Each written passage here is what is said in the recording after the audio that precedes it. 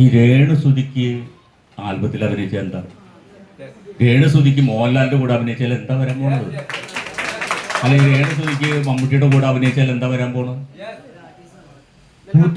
ഒന്നും നടക്കില്ല അവിടെ. ഈ സുധി എൻ്റെ ആത്മാർത്ഥ സുഹൃത്താട്ടോ.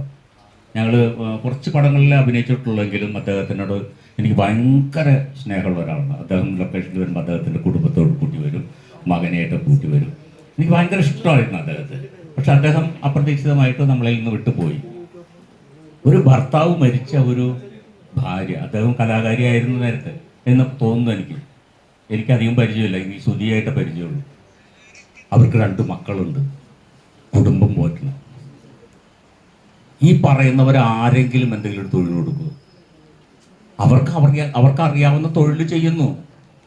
അവർ ആൽബങ്ങൾ എടുക്കുന്നു, പിന്നെന്താ റീൽസ് എന്താ അങ്ങനെ സാധനങ്ങൾ എടുക്കുന്നു, അത് റീച്ച് ആവുന്നു. ഇന്നിപ്പോൾ കേരളമല്ല, ഈ സോഷ്യൽ മീഡിയ ഉപയോഗിക്കുന്ന എല്ലാവർക്കും സുപരിചിതയാണ് ഈ രേണു സുധി എന്ന് പറയുന്നത്.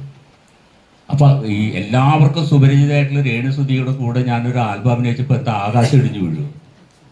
എനിക്ക് മനസ്സിലാവുന്നില്ല അത് എന്തിനാണ് അവരെ ഇങ്ങനെ തള്ളി പറയുന്നത്, അവരെങ്ങനെ കളിയാക്കുന്നത്, എനിക്ക് മനസ്സിലാവുന്നില്ല.